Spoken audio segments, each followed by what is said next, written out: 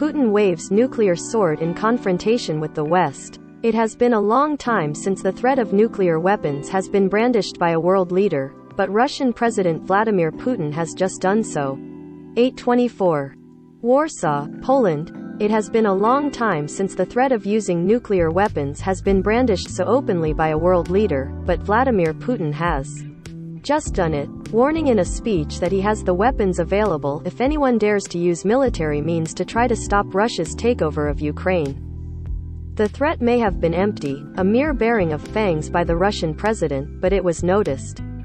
It kindled visions of a nightmarish outcome in which Putin's ambitions in Ukraine could lead to a nuclear war through accident or miscalculation. As for military affairs, even after the dissolution of the USSR and losing a considerable part of its capabilities, today's Russia remains one of the most powerful nuclear states, Putin said, in his pre-invasion address early Thursday. Moreover, it has a certain advantage in several cutting-edge weapons. In this context, there should be no doubt for anyone that any potential aggressor will face defeat and ominous consequences should it directly attack our country. By merely suggesting a nuclear response, Putin put into play the disturbing possibility that the current fighting in Ukraine might eventually veer into an atomic confrontation between Russia and the United States.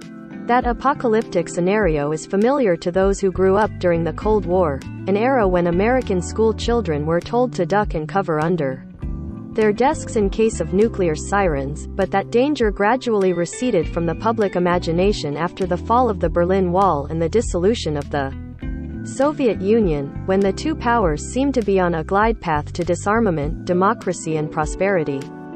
Before that, even young people understood the terrifying idea behind the strategy of mutual assured destruction, MAD for short, a balance in nuclear capabilities that was meant to keep hands on each side off of the atomic trigger, knowing that any use of the doomsday weapons could end in the annihilation of both sides in a conflict. And amazingly, no country has used nuclear weapons since 1945, when President Harry Truman dropped bombs on Japan in the belief that it was the surest way to end World War II quickly. It did, but at a loss of about 200,000 mostly civilian lives in Hiroshima and Nagasaki.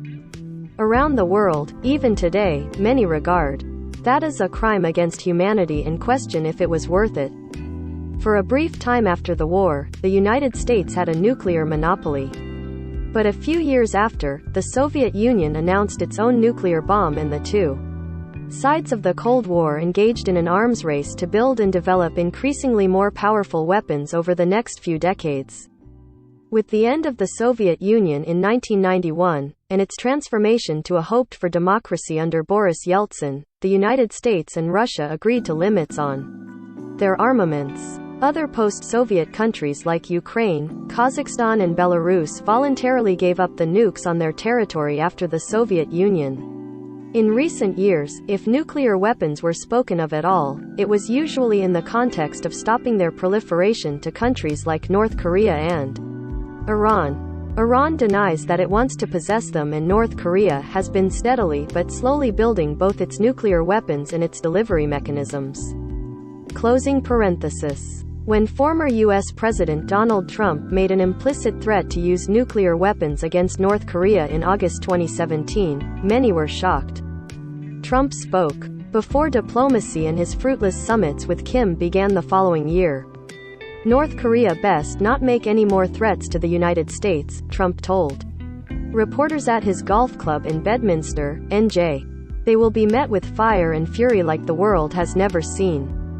But North Korea's nuclear arsenal is far smaller than Russia's. President Joe Biden has been aware of the danger of nuclear war between Russia and NATO since the emergence of the crisis with Ukraine. From the start, he has said NATO would not be sending troops into Ukraine because it could trigger direct fighting between the US and Russia, leading to nuclear escalation and possibly World War III. It was a tacit admission that the United States would not take on the Russians militarily over Ukraine, and instead rely on extraordinary sanctions to gradually strangle the Russian economy. But the admission also included another truth.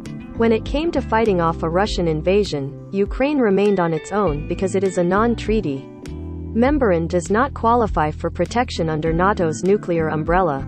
If Putin tried to attack one of the America's NATO partners, however, that would be a different situation, because the pact is fully committed to mutual defense, Biden has said. Knowing that Biden had already taken a military response off the table, why did Putin even bother to raise it in his speech? In part, he may have wanted to keep the West off balance, to prevent it from taking aggressive action to defend Ukraine against Putin's blitzkrieg drive to take over the country. But the deeper context seemed to be his great desire to show the world that Russia is a powerful nation, not to be ignored. Putin talks repeatedly about the humiliation of Russia after the Soviet collapse. By waving his nuclear sword, he echoed the bluster with which the Soviet Union had stared down the United States and earned, in his mind, respect. After Putin's speech, Pentagon officials offered only a muted response to his implied threat to use nuclear weapons against any country that tried to intervene in. A senior defense official, speaking on condition of anonymity to discuss internal deliberations, said Thursday that U.S. officials don't see an increased threat in that regard, but he would not say more. Putin's language touches a raw nerve in the Pentagon because it highlights a long-standing concern that he might be willing to use nuclear weapons in Europe preemptively in a crisis. This is one reason Washington has tried for years, without success, to persuade Moscow to negotiate limits on so-called tactical nuclear weapons, those of shorter range that could be used in a regional war. Russia has a large numerical advantage in that weaponry, and some officials say the gap is growing. Coincidentally, the Biden administration was wrapping up a nuclear posture review, a study of possible changes to U.S. nuclear forces and the policies that govern their use, when Russia's troop buildup near Ukraine reached a crisis stage this month. It's unclear whether that study's results will be reworked in light of the Russian invasion.